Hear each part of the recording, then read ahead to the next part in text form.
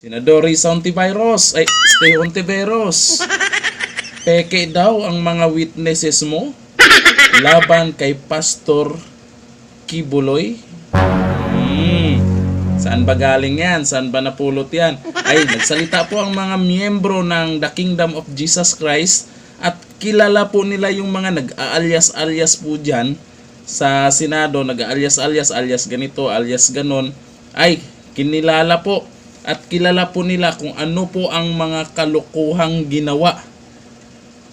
Tapos, binaliktad po at eto, pinatulan din naman ni Risa Hontiveros at hinamon po sila. Ito, si Risa Hontiveros, hinamon po kayo. Lalo na po yung mga witnesses di umano ninyo na kung totoo po yung mga akusasyon nyo at hindi lamang paninira, sampahan nyo na daw sila ng kaso sa korte. Bakit hindi nga ba sinampahan ng kaso ito si Pastor Kibuloy? Bakit puro ngak-ngak lang dyan sa Senado? Ano yun? For publicity lamang? Papampam lang kay Risa Hontiveros? Pasikat lang para may ginagawa? Nagtatanong lang ako. Ito, panoorin po natin para makilala nyo po kung sino po talaga ang mga witnesses na yan, kung bakit nila ginagawa ito kay Pastor Kibuloy. Ito ang video. Ganito ang senaryo sa pagdinig ng Senado sa pangunguna ni Senadora Risa Hontiveros noong araw ng Martes, January 23. Animoy mga inabuso sa loob ng simbahan, pangharas at iba pang mga paninira ang ipinupukol nila sa head minister ng The Kingdom of Jesus Christ na si Pastor Apollo C. Kibuloy. Kaya naman, hindi napigilan ng mga miyembro ng kongregasyon ng KOJC na ibunyag ang totoong katauhan ng mga nang-aakusa sa butihing pastor. Alam namin ang mga kabulastugan at mga kababuyan na ginawa niyo dito sa loob at lumabas kayo kasi ayaw niyo magpa-correct, ayaw magpa-disiplina sa mga ginawa niyong kahayupan dito sa loob. Ngayon dyan, binabaliktad ninyo at nagpa-victim effect kayo. Tingnan natin. Dumiretso, huwag nang daan sa Senate, doon tayo sa korte so that we can present also our evidence. Ganun ba yung kadali?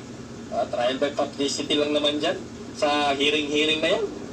Doon tayo sa korte para malaman natin at mabubunyag anong klaseng babae kayo. Pinangalanan ng mga miyembro ang mga witness sa naturang pagdinig na si alias Amanda bilang si Blenda Portugal, si alias Jerome bilang Joar Olimba, si alias Sofia bilang si Julia Titova, si alias Nina bilang si Anya Bershvan at si Arlene Stone. Pare-pareho ang komento ng mga miyembro ng kongregasyon. Nakilala ng mga ito ang totoong pagkatao ng mga itinuturing ni Hontiveros na manoy witness.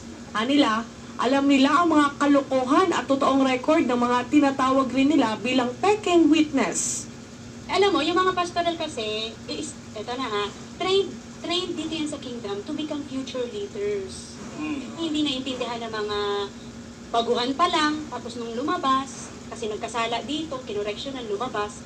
Tapos ngayon, kung ano-ano pinapahid din yung mga accused kay pastor, na-dismiss naman yung kaso dito mga to eh.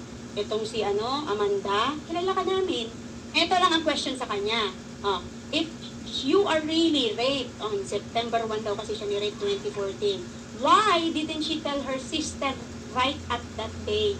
Why she did not go to the police? She did not let herself examine. Wala. Sumasaw-saw pa itong mga Ukrainian na to.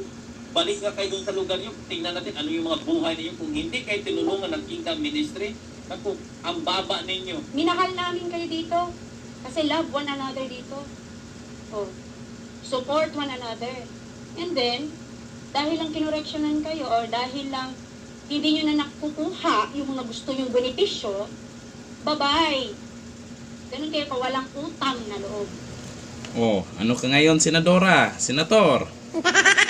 Hinamon kayo na kasuhan na sila sa korte. Kung talagang totoo yung mga witnesses mo, ayan, ibinunyag na ang pagkatao ng hawak mong witnesses ngayon at kilala ng mga miyembro ng The Kingdom of Jesus Christ. Ngayon, lumabas na pampapampam lang yung ginagawa nyo na dyan. Kasi kung totoo man yan, kasuhan nyo na si Pastor Kibuloy. Si Pastor din po, nagsasabi din na kasuhan na siya kung totoo yan. Pati yung mga miyembro, kayo na ang hinamon. Akalain nyo ha, kayo na ang hinamon na dalhin na sa korte yan. Sus, Ginoo. Lumalabas ngayon parang parang sinisiraan nyo na si Pastor hindi naman natin alam kung ano talaga yung totoo dyan, kung may ginawang hindi maganda si Pastor Kibuloy. Pero kung talagang totoong witnesses yan, kung talagang totoong may ginawang hindi maganda si Pastor dyan, bakit hindi nagreklamo sa noon pa lang? Ba't hindi nagreklamo? Hindi kinasuhan? Pasok niyo na sa korte yan para magkaalaman. Diba? Risa Hontiveros. Diba? Aba.